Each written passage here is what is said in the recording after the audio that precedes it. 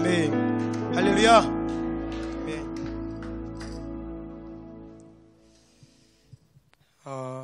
우리 말씀 볼까요? 창세기 말씀입니다. 오늘까지 하면 창세기를 벗어날 수가 있을 것 같은데요. 창세기 50장입니다. 창세기 50장.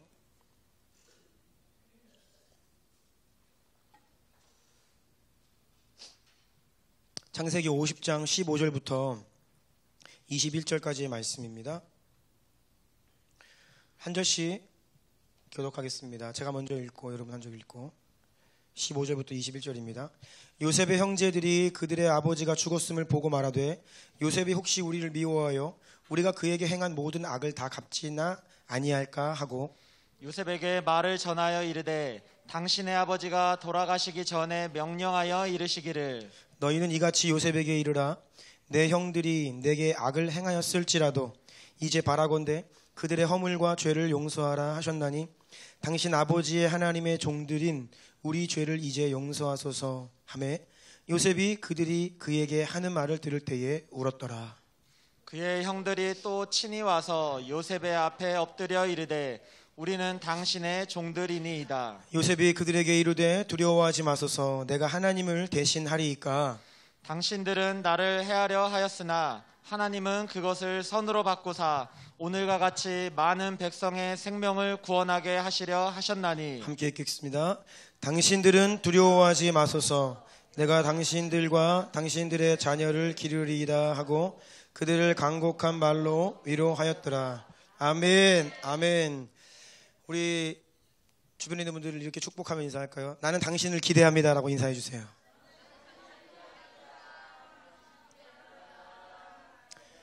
우리의 지금 모습도 너무나 멋지고 아름답지만 하나님께서 우리를 계속해서 연단하시고 새 사람으로 능력의 사람으로 아름다운 통로로 변화시켜 주실 것입니다. 지금 모습에 매여 있지 말고 좌절하지 마시고 나를 향해 또 옆에 있는 우리 지체들을 향해 하나님이 하실 일들을 기대하시기 축복합니다. 네, 여러분 정말 기대합니다. 네, 오늘 예배 조금 일찍 마쳐야 됩니다. 마치고서요 바로 동탄으로 이동을 해서 동탄 살아있는 교회에서 말씀 전하고 또 리더십들 훈련하고 또 김포로 넘어와서 오늘 또 저녁에 POG 예배가 있죠. 여러분들 계속 기도로 동행해 주시고 중보해 주시면 감사하겠습니다. 우리는 지난 시간에 믿음으로 하나님의 언약을 유업을 가진 요셉, 믿음으로 하나님의 언약을 유업으로 가진 자입니다. 그 요셉의 인생의 전반부를 살펴보았습니다. 형들에게 미움을 받습니다. 노예로 팔려갔어요. 그런데 노예로 팔려가서 또 누명을 쓰고 감옥까지 들어갑니다. 성경은 그가 어디를 가든지 어떤 상황이든지 그럼에도 불구하고 형통했다라고 말하는데요. 그 이유는 여호와께서 요셉과 함께 하셨기 때문이다. 아멘. 하나님께서 왜 요셉과 함께 하시느냐? 그는 하나님의 약속을 유업으로 가진 자이기 때문입니다. 약속을 유업으로 가진 자. 믿음의 눈을 뜨면 눈에 보이는 부모님의 어떤 물질적인 재산이 아니라 영적인 이 약속의 그 재산을 내가 유업으로 물려받게 되는 거예요. 그렇게 믿음으로 유업을 가진 자는 하나님께서 그 사람을 통해 그 약속을 이루시기 때문에 이루어야 하기 때문에 그 사람과 동행하신다는 거예요. 아멘. 이것이 오늘날 믿음의 사람들 그리스도인들과 함께 하시는 성령의 의미이고요. 그런 주님이 우리와 함께 하심으로 인하여서 그 약속이 이루어져 가는 것이에요. 요셉은 그래서 여호와께서 함께 하셨기 때문에 그는 감옥에 가도 노예가 되어도 성경은 그가 형통한 자였다라고 이야기를 합니다. 여러분 이 약속의 유업을 가진 자들에게 부어주시는 은총을 갈망하시기 축복합니다. 도준아 갈망하세요. 네, 아멘. 오늘 영적 질서 10번째 시간입니다. 제목은 믿음은 삶의 모든 영역에 회복과 돌파로 역사하는 능력입니다. 아멘. 이런 제목으로 하나님 말씀 나누기 원합니다. 하나님의 사람들에게는 결코 우연이 없다 했습니다. 오늘 우리 예진이 친구가 함께 교회 왔는데요. 우연이 아니에요. 네, 그냥 어쩌다가 뭐 한번 온 게 아니라 우리의 삶은요 우연이 없습니다. 믿으세요? 네, 아멘. 인생의 모든 순간순간 없어서는 안 될 여러분이 지금까지 인생을 살아온 만큼 그 모든 순간순간의 기억, 경험, 여러분의 과거는요, 하나의 연결고리가 되어서 하나님의 뜻과 계획을 이루는 과정이고 통로가 되는 것이에요. 심지어 그 어떠한 연결고리는 내가 이해가 안 돼. 내 인생에 왜 이러한 일이 일어나? 말도 안 돼. 다시는 그런 일 경험하고 싶지 않아. 그러한 불행일지라도 하나님은 우리의 인생에 연달아 일어나는 모든 경험과 사건들을 통해 결국 이 자리까지 인도하셨고, 이 모든 일들을 통해 하나님 백성들에게 하나님의 뜻을 이루신다는 것입니다. 우리가 지금 함께 주나님 교회의 몸으로 예배드리는데요, 여러분이 여기 있기까지 그 어떤 것도 우연이 아닌 거예요. 다 하나님의 계획과 섭리와 간섭 가운데 우리가 이 자리에 있습니다. 요셉이 형들에 의해서 이스마엘 상인들에게 노예로 팔립니다. 또다시 이스마엘 상인들은 요셉을 애굽 노예 시장으로 끌고 가서 파는데 누가 사지요? 보디발이 요셉을 사요. 보디발의 집에 가는데 누명을 쓰고 또 감옥에 갑니다. 이 모든 말도 안 되는 비극의 연속, 거의 13년입니다. 13년 동안의 비극의 연속이 철저한 하나님의 주권 아래 허락된 일이라는 것을 우리는 오늘 창세기 50장까지 오면 분명하게 깨닫게 되는 것이죠. 요셉이 이집트에 갔을 때, 노예로 팔려 이집트로 갔을 때, 고대 이집트는 12왕조라고 불리우는 이집트 역사상 가장 찬란한 전성기 중에 하나로 손꼽히는 시대였습니다. 아마 요셉이 가나안 땅에 살다가 노예로 끌려가서 깜짝 놀랐을 거예요. 세상에 이런 데가 있어? 정말로 그 어마어마한 문명에 피라미드가 이미 세워져 있을 때거든요. 깜짝 놀랐을 것입니다. 국가적인 흥왕기에, 전 세계에서 가장 문명의 중심지에, 그것도 그냥 일반 가정이 아닙니다. 왕의 친위 대장의 집에 가서 거기서 가정 총무가 되어서 10여 년을 지낸다는 것은 하나님의 섭리인데요, 여러분, 보디발의 집, 친위 대장의 집은요, 그냥 돈 좀 있는 집안이 아닙니다. 그냥 조금 잘 사는 수준의 집이 아닙니다. 애굽 문명의 중심에서 건세와 권력을 누리던 친위 대장의 집, 거기에서 모든 일들을 도맡아 했다라는 것은요, 우리가 생각했던 것보다 그 시간 동안 요셉이 얼마나 많은 것들을 경험하며 또 훈련되고 연단되면서 그의 리더십의 분량과 역량이 실제적으로 갖추어지는, 준비되는 시간이었다는 것을 어렵지 않게 알 수 있어요. 요셉은 또다시 억울한 누명을 쓰고 감옥에 갔습니다. 그런데 그 감옥이 어떤 감옥이라고요? 왕의 제수를 가두는 감옥이었다. 여기에도 분명한 주님의 섭리가 있는 것입니다. 여러분, 한낱 노예가 왕실에서, 애굽 바로 왕궁에서 일어나는 일을 어떻게 알 수 있어요? 들을 수도 없습니다. 여러분, 사실 우리 평범한 사람들은요, 대한민국 0.1%, TV에나 나오는 어떤 그런 상류층의 사람들 있잖아요, 평생 거의 만날 기회가 없습니다. 목사님 저를 무시해도 그러지. 네. 여러분이 만나는 그분들은 상위 0.1%가 아니에요. 내가 만나서 말을 섞을 수 있다, 그 사람도 0.1% 아닙니다. 우리가 인생의 동선이 안 겹쳐요. 겹칠 일이 없어. 진짜 정말입니다. 말 한 번 섞을 일이 없어요. 오늘 같은 사회에도 우리 같은 평범한 사람들이요, 최상류층 사람들을 만날 기회가 없어요. 당시에 신분 지도가 있고 노예가 있어요. 그러면 가장 밑바닥에 있는 노예가, 그것도 죄수가 바로 왕을 만난다? 경험한다? 왕궁의 일들에 대해 듣는다? 여러분, 이런 것은 거의 불가능한 일이죠. 가나안 땅 들판에서 양치던 요셉입니다. 어떻게 바로 왕 앞에 설 준비를 할 수 있겠습니까? 가나안 땅에서 양치고 있으면 바로 왕 앞에 설 수 없습니다. 노예의 신분이 아니고서는 당시 요셉이 문명의 한복판 애굽 땅으로 갈 수도 없었고요. 또한 애굽 바로 왕의 궁전의 일들에 대해 듣고 배울 수 있는 기회는 바로 그 감옥이 유일합니다. 유일해요. 감옥에서도 여호와께서 함께 하셔서 간수장에게 은혜를 받아 요셉이 옥중 죄수들을 관리하고 재반 사무를 처리하는 역할을 감당하게 됩니다. 아마 그 감옥은요, 높은 사람들이 오는 감옥이었기 때문에 요셉은 그분들을 감옥에서 섬기는, 수종을 두는 일을 했을 가능성이 큽니다. 어느 날 애굽 왕의 술 맡은 관원장과 떡 굽는 관원장이 죄를 범해서 요셉이 있는 감옥으로 들어오게 되었습니다. 여러분, 술 맡은 관원장, 떡 굽는 관원장 누구냐? 바로 왕의 최측근입니다. 당시 왕의 권력을 찬탈하려는 자들은 왕 옆에 있는 사람들을 돈으로 매수하든 뭘로 매수해서 어떻게 해요? 왕이 먹는 음식 또는 술에 독을 타서 독살을 하는 이런 일들은 지난 고대 역사 가운데 수없이 반복되었죠. 그래서 바로 왕은 자신이 가장 신뢰할 만한 사람을 두 사람을 술 맡은 자 그리고 떡 굽는 자로 음식과 술을 음료를 관장하는 사람으로 세우는 겁니다. 이들은 왕이 가장 신뢰하는 사람들이고 왕의 가장 가까운 곁에서 수종을 드는 사람들이에요.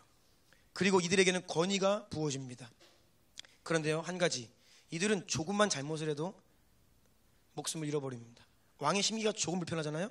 왕이 느낌상 얘들이 지금 다른 일을 꾸미고 있는 것 같아요. 그럼 바로 처분이 되는 거예요. 요셉이 감옥에서 이 두 사람 만난 겁니다. 그들의 수종을 들게 되는 거예요. 그런데 어느 날 이 두 사람이 감옥에서 신기한 꿈을 각각 꾸는데 꿈의 내용이 너무나 선명한 거예요. 그런데 그 뜻을 알 수 없기 때문에 이들이 근심하고 있을 때 요셉이 물어봅니다. 창세기 40장인데요 7절 8절 다 같이 읽겠습니다. 시작.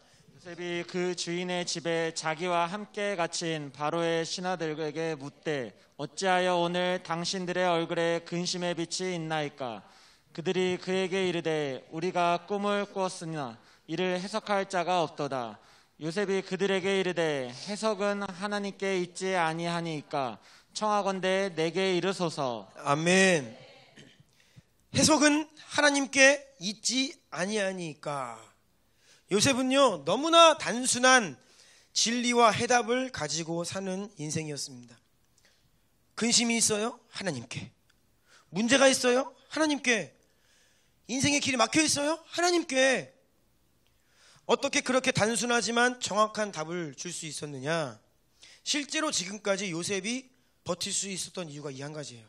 하나님.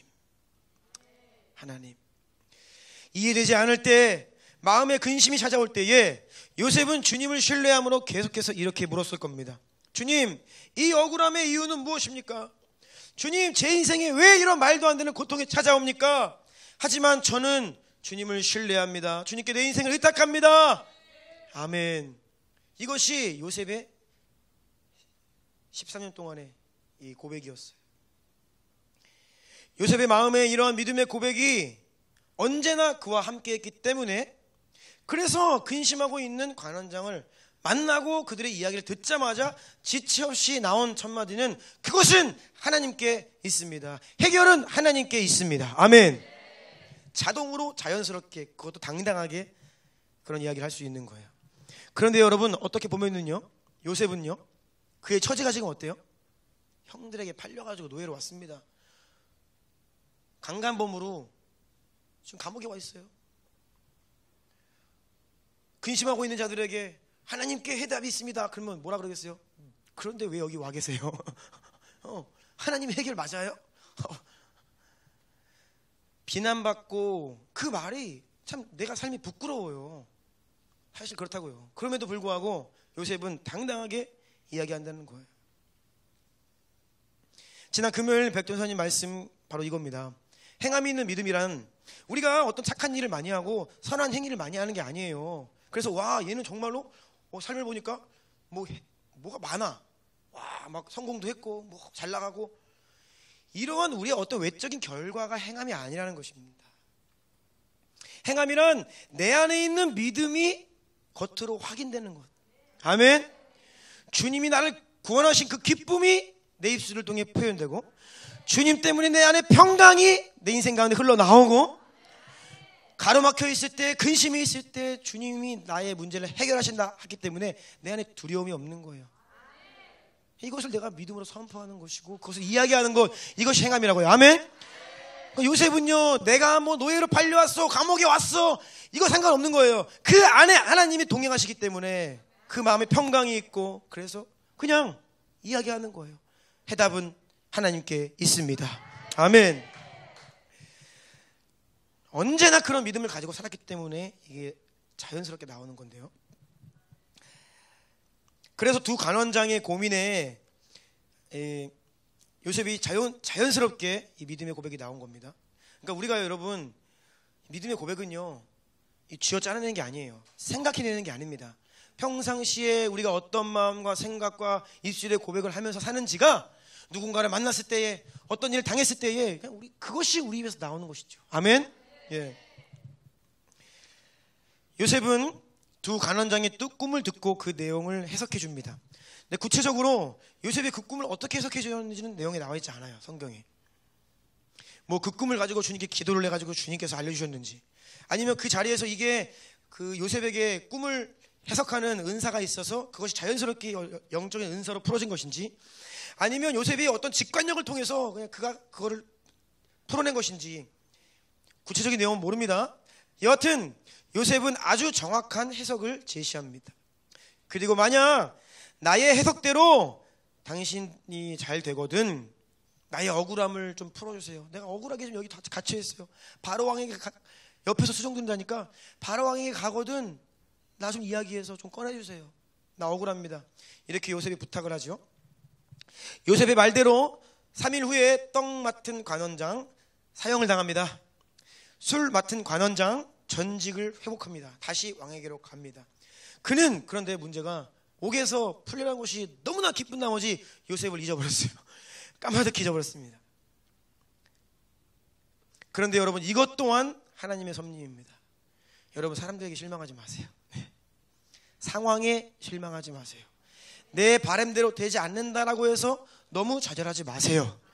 왜냐하면 요셉이 실망했지요.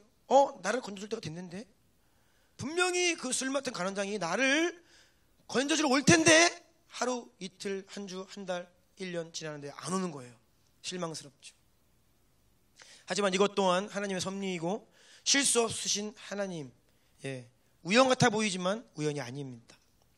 만약에 여러분 생각해 보세요. 술 맡은 관원장이 풀려나서 요셉을 기억해요. 그래서 바로왕에게 가자마자 제가 어쩌고저쩌고 해가지고 이 사람 풀어줘야 됩니다. 바로왕이 그래 풀어준다고 생각해 보세요. 그러면요 잘해봤자 요셉이 원하는 대로 감옥에서 풀려나는 것, 그것이 끝입니다. 다시 노예 생활로 돌아가는 것 뿐입니다. 그런데 아마 그것도 순탄치는 않았을 겁니다. 그렇게 다시 보디발의 집으로 컴백을 하면 보디발의 아내가 가만히 있겠어요? 난리를 쳤습니다. 나를 이렇게 한 저 인간 또 왔다고 하면서 막 별별 음모를 다 부리고, 아니면 더 세게 유혹을 하든지, 아무튼 고난이 굉장히 많았을 거예요. 아무리 잘 되어봤자 최상의 경우가 노예입니다. 노예로 컴백하는 거예요. 하지만 하나님은 더 크고 온전한 하나님만의 계획을 가지고 계셨습니다.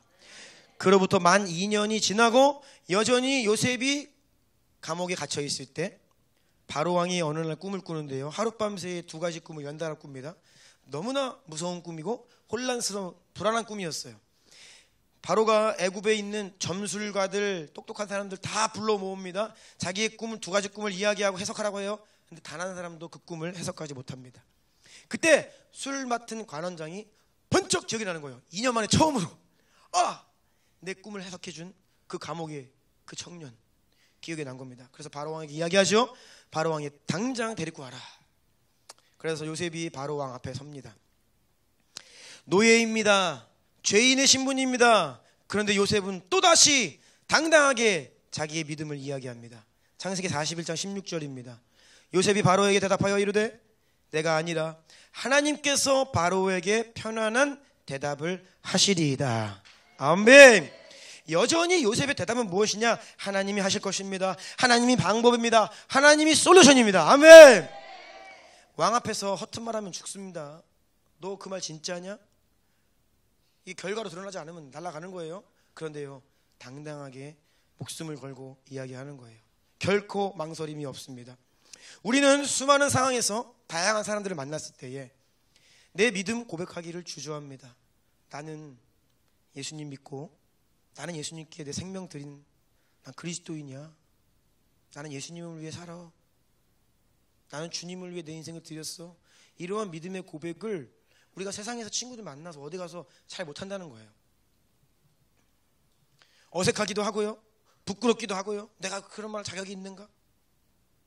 괜히 하나님 이야기했다가 영광 가리우는 건 아닌가? 그래서 어떻게 해요? 잠시 신앙 고백과 하나님 이야기는 뒤로 하고 내 생각으로 적당히 버무려서 그냥 사실 복음을 이야기하고 싶었지만 하나님 이야기, 예수님 이야기는 빼고 그냥 적당히 좋은 말 하고 그냥 끝냅니다. 이것이 보통 우리가 세상에서 믿지 않은 사람들 그리고 높은 사람들 만났을 때에 보이는 태도이죠. 요셉은 그렇지 않았다는 거예요. 그런데 여러분 이제 진행되는 스토리를 보십시오. 요셉이 왜 애굽의 노예로 끌려왔습니까? 하나님이 주신 꿈 때문에. 하나님이 두 가지 꿈을 꾸게 하셨는데 그 꿈을 이야기함으로 인해서 형들의 미움을 받았죠. 그래서 노예로 끌려왔어요. 꿈이 문제였어요. 꿈 때문에 억울한 일을 당했어요. 그런데 이제는요, 하나님께서 요셉의 모든 억울함을 갚아주시고 감당할 수 없는 은혜를 주시는데 뭐 때문에? 꿈 때문에. 여러분 이게 영적인 원리입니다. 이것이 하나님이 항상 하시는 일의 원리예요. 방법이에요. 자, 노예로부터 감옥으로부터 해방됩니다. 애굽의 가장 높은 자리, 바로 왕 그 바로 다음 자리까지 올라가죠. 바로 왕이 인장 반지를 끼워줬다. 이건 뭐예요? 결재권이 있다는 겁니다. 모든 일이 그냥 요셉을 통해서 결제되고 컨펌이 된다는 거예요. 모든 이집트 문명이 있는 일들이 말입니다. 여러분 하나님의 때를 기다리지 못하면 내 수준의 결과만 얻게 됩니다. 다시요. 요셉도 하나님의 때가 아니라 그냥 술 맡은 간원장이 풀려났을 때 그때 풀려나기를 간절히 원하고 그냥 그때 풀려나야 했다면 요셉이 원하는 감옥에서 나오는 자기가 기대하던 수준의 결과만을 얻게 되는 것이 뭐예요? 하나님의 때가 아닌 인간의 때예요. 그런데 하나님의 때에 그때까지 인내하고 하나님께서 일하시면요, 그때는 내 수준의 결과를 얻는 게 아닙니다. 내가 결코 내 능력으로 할 수 없는 것들, 불가능한 하나님 수준의 일을, 그런 기적을 우리에게 주십니다. 감옥에서 풀려나는 수준이 아니에요. 그냥 겨우 다시 노예로 컴백하는 수준이 아닙니다. 애굽의 최고 자리까지 하나님이 올려주셨습니다. 자, 이 꿈 때문에 억울한 자리에 갔지만 다시 꿈 때문에 높은 자리에 올라갔다 말씀드렸지요. 이것이 원리라고 하였습니다. 여러분 삶 가운데 혹시 이해되지 않는 아픔, 고통, 고난이 있습니까? 여러분 그 자리에서 믿음을 잃지 마시기를 축복합니다. 우리가 그 자리에서 요셉처럼 꿈 때문에 이해하지 않는 고통을 당하고 고난을 당한 그 자리에서도 믿음을 잃지 않고 신실한 믿음의 고백을 하며 두 손 들어 기도하며 예배의 자리를 떠나지 않고 계속해서 여호와 하나님을 믿고 의지할 때에 여러분 나에게 아픔을 준 그것, 나에게 이해되지 않는 그것, 하나님 그 일을 통해 복을 주세요. 아멘. 속썩이는 자녀가 있습니까? 그 아이 붙들고 믿음을 잃지 마세요. 주님께 끝까지 붙들고 하나님 믿음으로 선포하고 나는 주님을 신뢰합니다 하시면 그 가장 속썩인 그 자녀가 부모에게 가장 큰 복을 가져옵니다. 왜요? 그 인생 가운데 쌓인 기도가 가장 많아. 왜요? 말 잘 듣는 우리 아들 첫째는 말 잘 들었어. 근데 둘째가 너무 속썩이는 거예요. 그리고 엄마 기도가, 아버지 기도가 아무래도 둘째 쪽으로 많이 가겠죠. 그렇죠? 주님 이놈은 어떡합니까? 근데 우리가 거기에 육신으로 반응하지 않고 인간적으로 행하지 않고 하나님의 때를 기다리며 인내하며 믿음의 기도를 쌓고 나아가면요, 하나님의 때에 주님께서 그 고통을 통해 갚아주신다는 거예요. 네, 아멘. 십자가가 그렇습니다. 가장 큰 고통이었지만 가장 큰 영광이 우리에게 주어지는 것입니다. 여러분의 십자가 믿음으로 감당하십시오. 그러면 반드시 영광이 되어 돌아옵니다. 아멘. 자, 요셉이 총리가 되었습니다. 그런데요, 요셉이 총리가 되었다는 것은 요셉의 리더십이 인격적으로나 정서적으로나 지식적으로나 실무 모든 방면에 있어서 통합적으로 총체적으로 총리에 합당한 자로 잘 준비되었다라는 말입니다. 다시요, 요셉이 총리 자리에 올라갔다는 건요, 준비가 됐다는 거예요.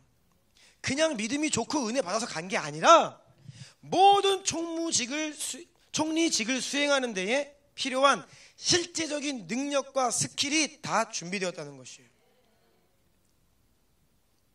아무리 믿음이 좋다고 하여도 아무 자리에나 가서 모든 일을 잘 감당할 수 있는 것은 아닙니다.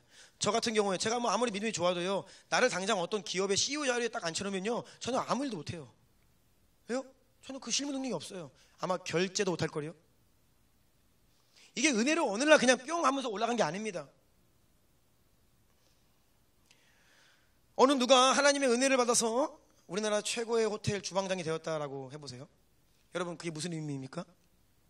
그 사람이 믿음으로 은혜를 받았지만 호텔, 최고급 호텔의 주방장이다, 요리 실력이 최고라는 뜻이에요. 그렇죠? 당연한 것입니다. 주방 안에서 돌아가는 모든 주방 구석구석에 돌아가는 일들을 다 이해하고 거기에 있는 수많은 사람들을, 그 거대한 주방팀들을 다 거느릴 수 있고 그들을 리드할 수 있는 리더십의 역량과 자질이 갖추어진 사람이 주방장의 역할을 감당할 수 있는 거죠. 아멘? 네, 이것이 상식입니다. 당시 세계 최대 문명이라고 했습니다. 그 가운데 가장 높은 자리에 올라갔다는 것은요, 그냥 믿음으로 은혜로만 올라간 것이 아닙니다. 준비 안 된 자가 높은 자리에 올라가면요, 굉장히 큰 혼란이 옵니다. 우리가 그런 경우를 종종 봅니다. 준비 안 된 연약한 리더십이 그 자리에 올라가면요, 싸움이 일어나요. 주변 사람들이 고통을 당합니다. 특별히 그 권위 아래에 있는 모든 사람들이 고통을 당해요. 결국 시간이 지나면 그 혼란의 소용돌이 속에서 자진하차를 하든지 아니면 다른 사람에 의해서 끌어내려집니다. 이것이 준비되지 못한 사람이 높은 자리에 올라갔을 때 모습입니다.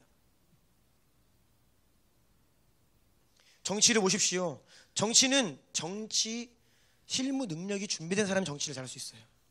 우리가 많이 보잖아요. 어떤 한 분야에 정말 탁월한 분이에요. 대학 교수님인데 갑자기 정치를 하면, 이런 말씀 죄송하지만 바보가 돼. 그렇죠? 이게 왜 그래요? 정치 그 바닥에서 실무를 겸비하지 못했기 때문에 정치력이 없는 거예요. 좋은 사람이고 훌륭한 사람이고 훌륭한 학자입니다. 놀라운 사람이죠. 그런데 정치력이 없으면 정치인이 될 수가 없는 거예요. 높은 자리에 어떻게 올라간다고요? 얼마 가지 않아서 내려오게 됩니다. 이러한 측면에서 요셉은 준비된 사람이었어요. 아멘?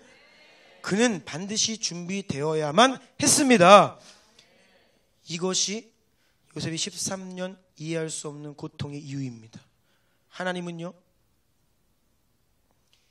가나안 땅의 유목민족이 가나안 땅에서 그냥 텐트 치고 살다가 텐트 걷고 이렇게 유목민족이 거대한 민족이 될 수 없습니다.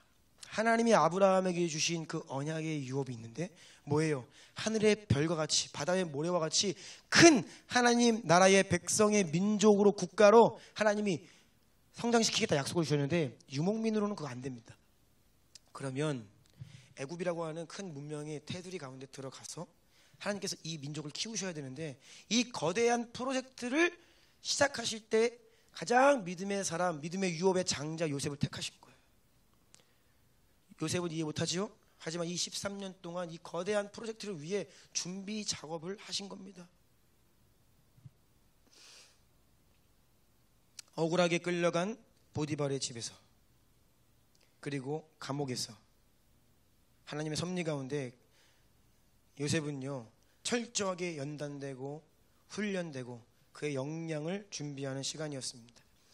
요셉이 바로왕의 꿈을 해석했지요. 그 꿈의 해석대로 7년 대풍령과 7년 대기근이 찾아옵니다.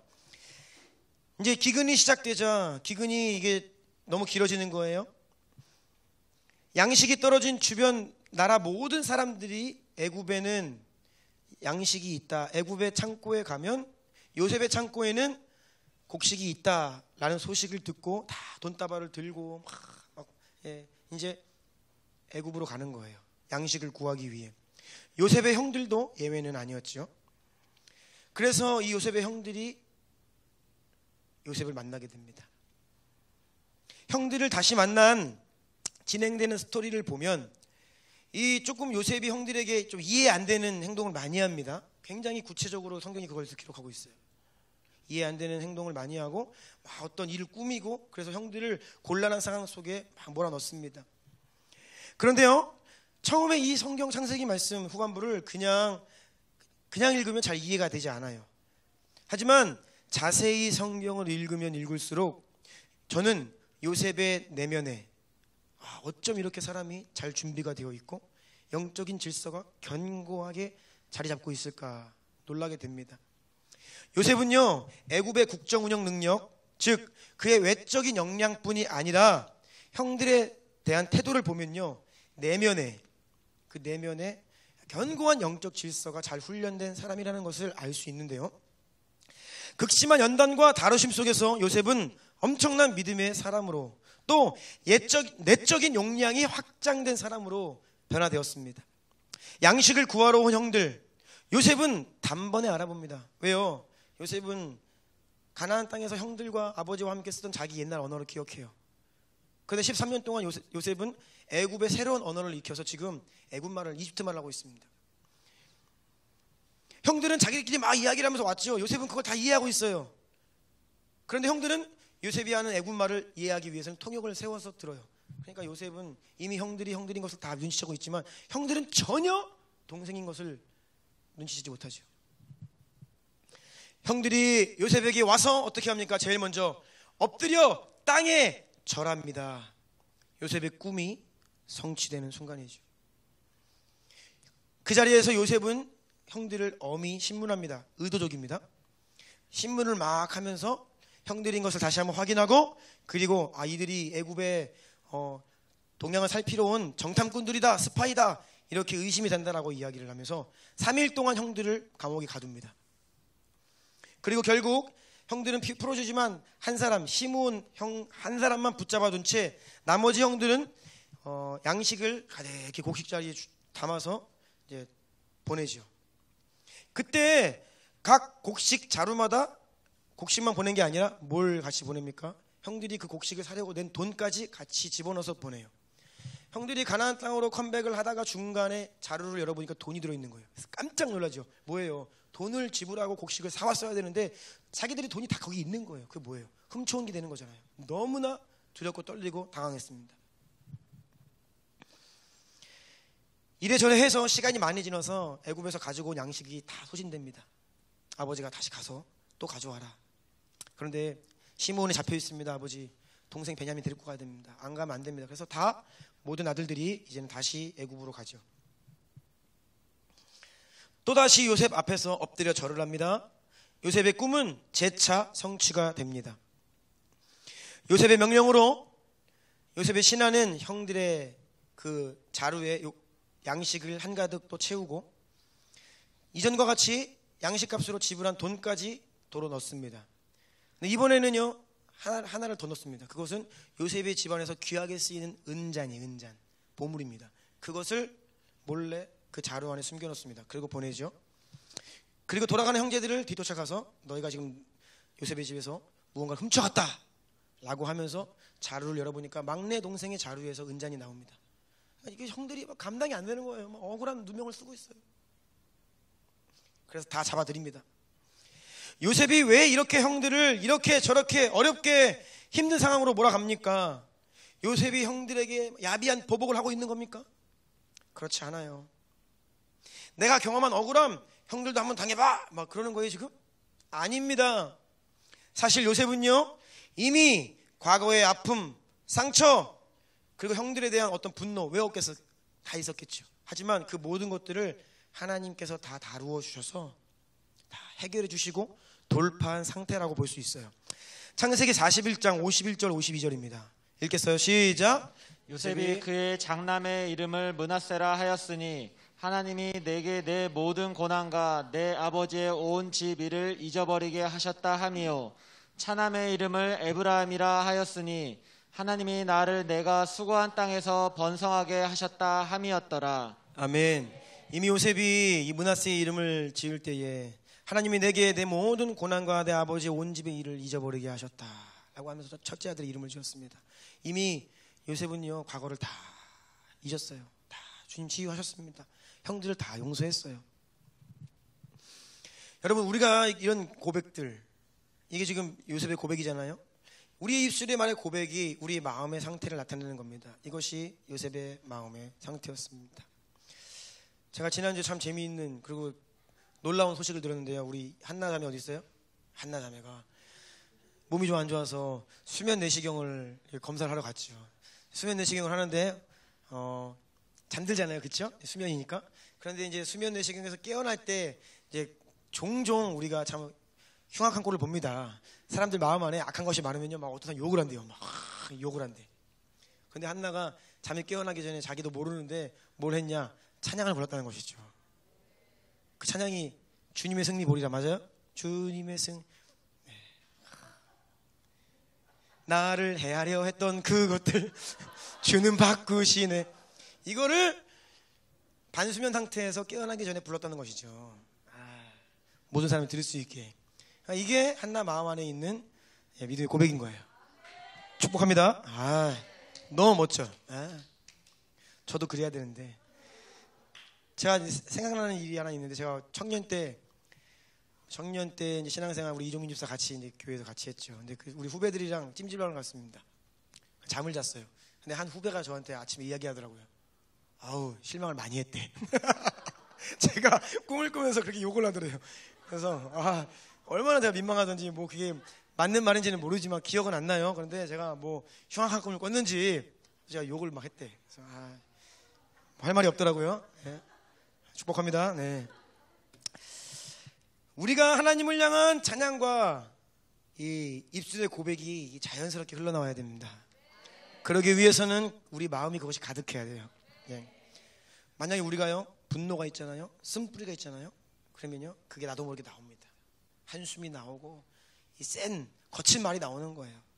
우리의 심령을 주님께서 예수 보혈로 씻으셔서 우리의 과거의 모든 아픔을 다 잊어버리게 하실 줄 믿습니다. 아멘. 하나님이 이 모든 고난, 과거를 다 잊어버리게 하셨다. 요셉이 이렇게 고백을 합니다. 여러분, 상처 없는 인생 없습니다. 저와 여러분 모두가 다 기억하고 싶지 않은 과거 경험이 있어요. 나에게 상처를 준 사람 있고 정말 원수 같은 사람도 있습니다. 그런데 주님께서는 우리의 과거를 다 잊게 하시는 분이십니다. 아멘. 여러분, 오늘도 다시 한번 선포하세요. 내가 그 모든 사람들을 다 용서했습니다. 내가 더 이상 기억지 않을 것입니다. 아멘. 우리가 과거에 매이는 거예요. 언제요? 용서하지 않을 때. 용서하지 않으면 그 과거에 그 사람이 나에게 했던 그 시간대에 내가 머무는 거예요. 나는 거기에 정체되는 거예요. 나는 성장하지 못하는 거예요. 용서하지 못할 때.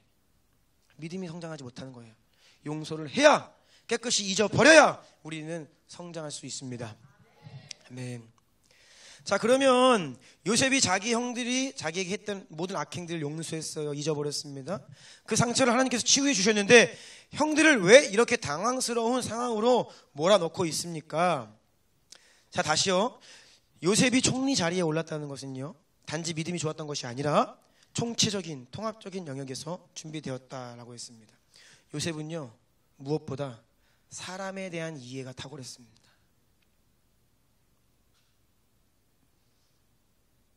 그러니까 주인의 마음을 너무 잘 아는 거예요.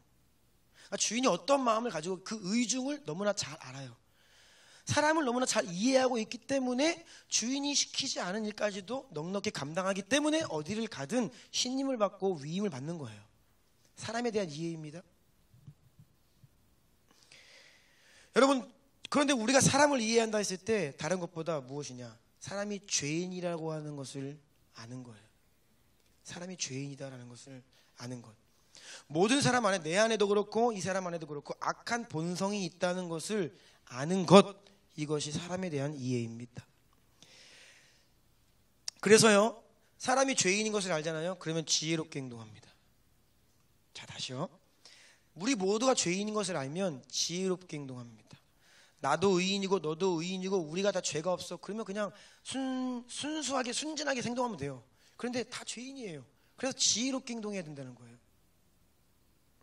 자녀가 죄인의 본성을 가진 우둔함이 있는 것을 알기 때문에, 부모님은 내 아들, 딸, 우리 어린 아이가 죄의 본성이 있는 것을 알아요. 그래서 부모가 좋은 것을 그냥 안 준다는 거예요. 큰 돈을 그냥 주어주지 않습니다. 사달라고 할 때 돈이 있어도 아무거나 사주지 않아요. 항상 규칙을 정하고 원칙을 정해서 이 아이의 악한 본성을 다루어가는, 이것이 부모의 지혜이지요. 지혜 없는 부모는 뭐예요? 돈 있다고 다 사주는 거예요. 그럼 망치는 거예요. 이게 바로 사람에 대한 이해가 없는 겁니다. 순진한 사람들은 사람에게 이용당합니다.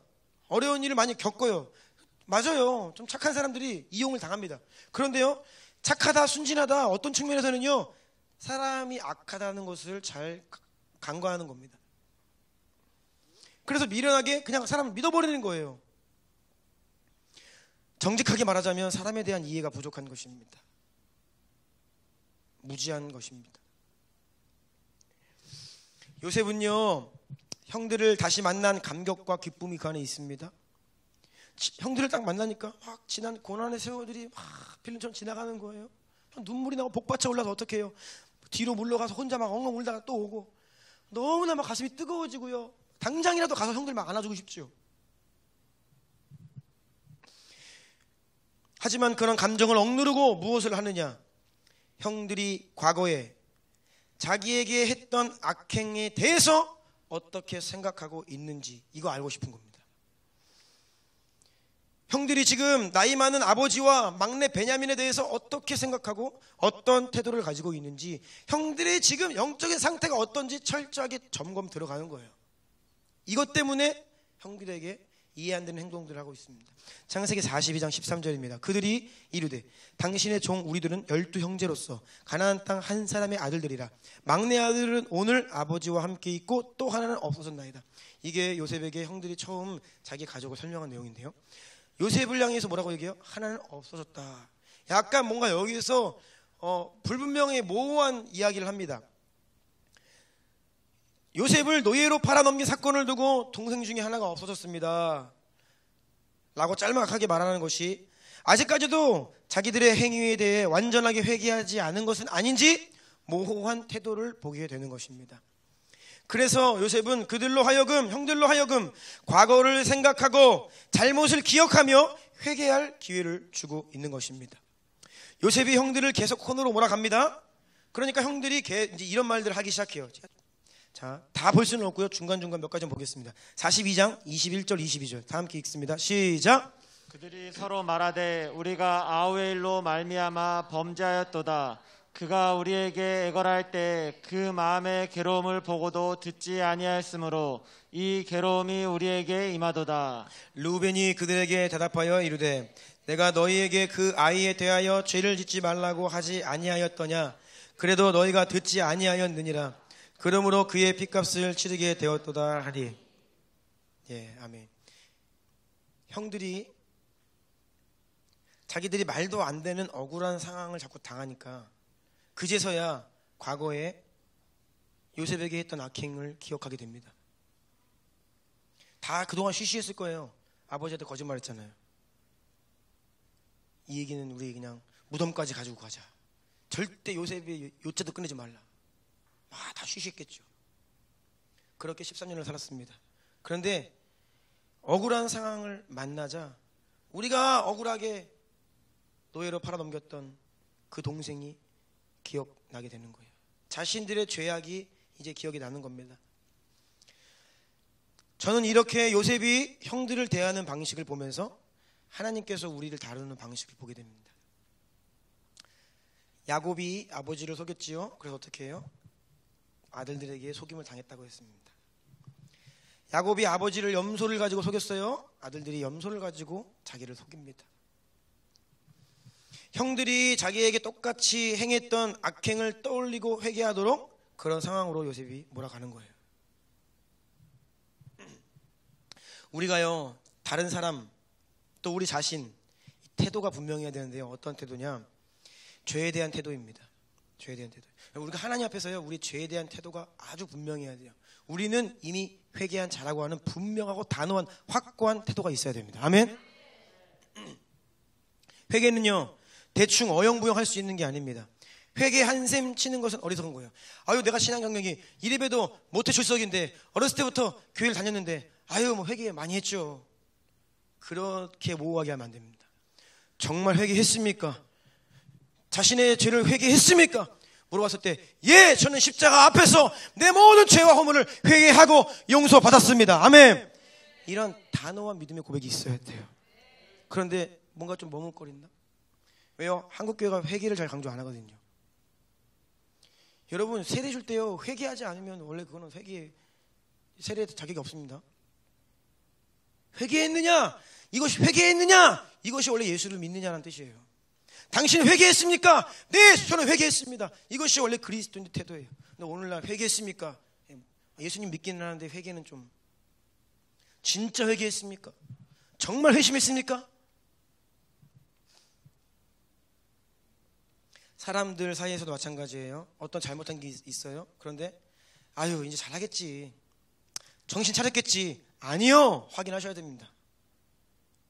너 정신 차렸냐? 불러다 놓고 곰곰이 따져야 돼요. 그래서 정신 못 차렸으면 더 혼내야 됩니다. 근데 우리는요 그냥 덮고 가려고 해요, 항상. 그래서 문제가 터지는 거예요. 나는 이 사람 다 해결된 줄 알았죠, 다 회개한 줄 알았죠. 근데 아니었어. 보니까 마음 한켠에 여전히 타협하고 있고 회개하지 않은 그런 모습이 있다는 것입니다.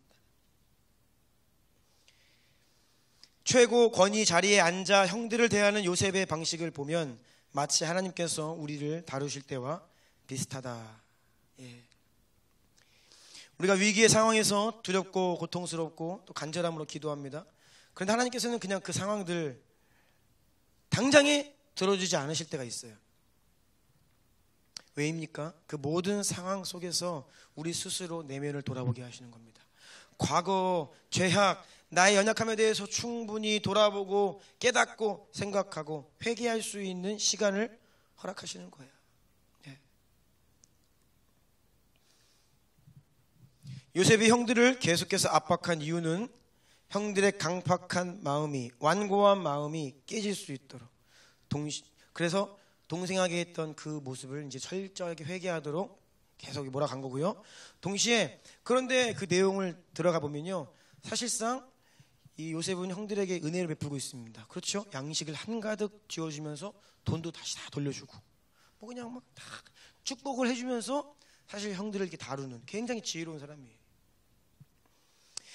결국 형들은 반복되는 이해될 수 없는 상황 가운데 자기들이 동생 요셉에게 행한 악행에 대해 이것이 하나님께서 우리를 벌을 주시는 거다라고 이야기를 하기 시작합니다. 44장 16절이에요. 읽어주세요. 시작. 유다가 말하되 우리가 내 주께 무슨 말을 하오리이까? 무슨 설명을 하오리이까? 우리가 어떻게 우리의 정직함을 나타내리이까? 하나님이 종들의 죄악을 찾아내셨으니 우리와 이 잔이 발견된 자가 다 내 주의 노예가 되겠나이다. 아멘. 더 나아가 유다는 이렇게 고백합니다. 33절입니다. 이제 주의 종으로 그 아이를 대신하여 머물러 있어 내 주의 종이 되게 하시고 그 아이는 그의 형제들과 함께 올려보내소서. 이 유다가 대속적인 제안을 해요. 베냐민 대신에 내가 죽겠습니다. 내가 노예가 되겠습니다. 사실 요셉을 노예로 팔자고 제안했던 것이 유다입니다. 유다가 그 자리에서 내가 노예가 되겠습니다 이야기하는 거예요. 이것이 바로 요셉이 의도했던 것입니다. 요셉이 이것을 원했고 이것을 확인하고 싶어 했어요. 그래서 요셉은 자기가 가지고 이런저런 지혜를 가지고 형들을 회개의 자리로 이끌어갔던 것이죠. 형들에게 은혜를 베풀 것인데, 나는 이미 용서했기 때문에 형들을 맞이할 것인데, 형들을 축복할 것인데, 그런데 형들을 향한 나의 이 은혜가 값싼 은혜에 취급받지 않도록, 동시에 형들의 본심이 어떠한지를 면밀히 점검하고 형들로 하여금 새롭게 새 마음을 가질 수 있도록 요셉은 형들에게 기회를 준 것입니다. 자, 여러분, 이런 것을 미루어 봤을 때요, 요셉은 사람의 본성과 이 영적인 원리들, 사람에 대한 이해가 탁월한 사람이었다라는 것을 다시 한번 기억합니다. 뿐만 아니라 그는 매우 치밀하고 전략적인 사람입니다. 너무나 다방면으로 준비되고 완전해졌다, 성장한 사람이었다, 돌파했다라고 볼 수 있어요. 영성과 실력을 겸비한 사람이라는 것입니다. 여러분, 요셉이 그냥 하나님 잘 믿고 은혜 받은 게 아니에요. 정말 진정한 믿음을 가지고 주님과 동행하며 형통한 삶을 사는 사람은요, 주님께서 그를 쓰시고자 하는 그 영역에 실제적인 능력이 준비된다는 것이에요.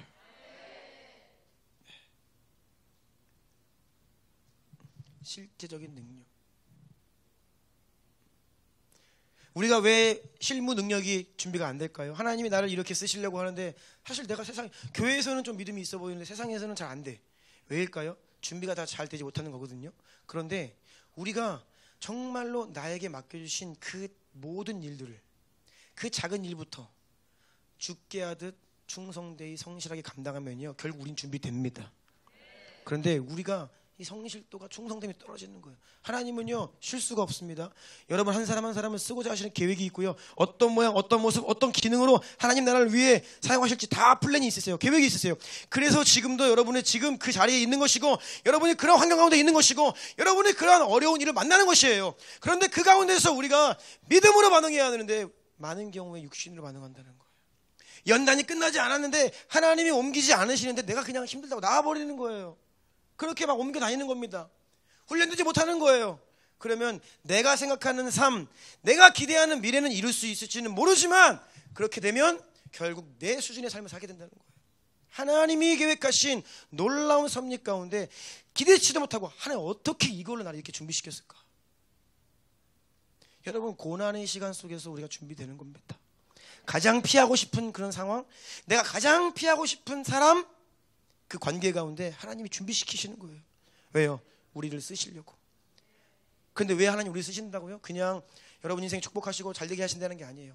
우리가 약속을 믿음으로 가지고 그 약속의 성취를 바라보는 사람들이잖아요. 그렇게 준비시키셔서 우리를 그 약속의 성취의 통로로 사용하신다는 것입니다. 교회를 세우고 사람을 살리고 열방을 추수하고 선교의 완성을 이루고 주님의 다시 오시기를 예배하는 그 일을 위해 저와 여러분 오늘도 준비되고 있는 것입니다. 그것이 바로 여러분의 삶의 현장입니다. 그것이 바로 여러분의 가정입니다. 아멘. 그래서 여러분 고난 힘들다라고 불평하지 마세요. 주님 나를 훈련하십시오. 주님 나를 연단하십시오. 주님의 때를 내가 기다립니다. 아멘. 이러한 믿음의 고백을 하시는 저와 여러분들이 축복합니다. 예배팀도 나와주시고요.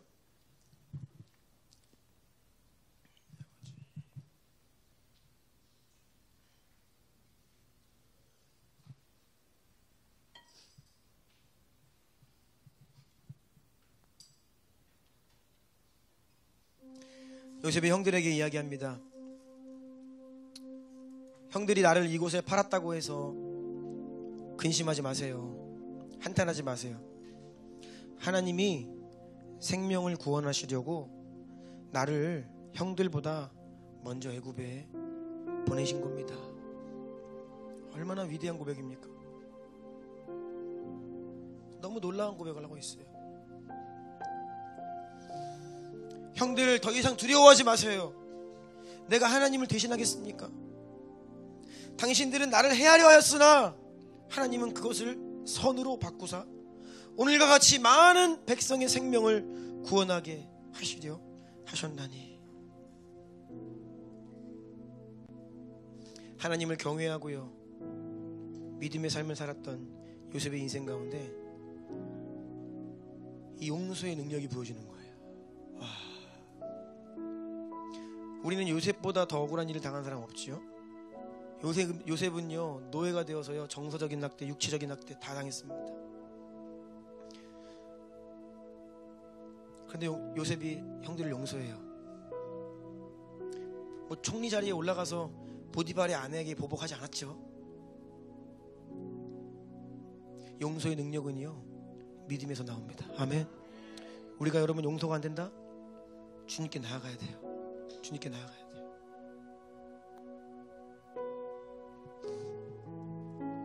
내 능력이, 내 마음이 넓어서 용서할 수 있는 사람은 한 명도 없습니다. 하나님을 인정하고 신뢰하는 믿음에서 용서의 능력이 나오고요, 그러한 믿음이 우리 삶에 역사할 때 우리 전인격적인 치유와 회복, 전인격, 영, 혼, 육, 혼의 영역 가운데 지식, 감정, 의지, 전인격의 치유와 회복과 돌파가 일어나는 것이에요. 전인격적이어야 되는 거예요. 전인격. 그래서 우리는 세상에서 여러분에게 맡겨주신 그 직장, 그 비즈니스, 그 학업, 그 관계, 그 모든 일들을 넉넉히 감당할 수 있는 실제적인 능력을 허락하시기를 원하시는데, 그래서 오늘은 우리가 다시 한번 믿음으로 결단하며 나아가야 됩니다. 여러분, 지금 여러분에게 매일매일 맡겨져 있는 가장으로서, 또 교회에서 일꾼으로서, 직장에서 여러분의 모습, 그것이 하나님을 여러분을 준비시키신 방법이고 통로예요. 믿음으로 감당하십시오. 성실하게 감당하십시오. 보는 사람이 없다라고 하여도 하나님 앞에서 정직하게.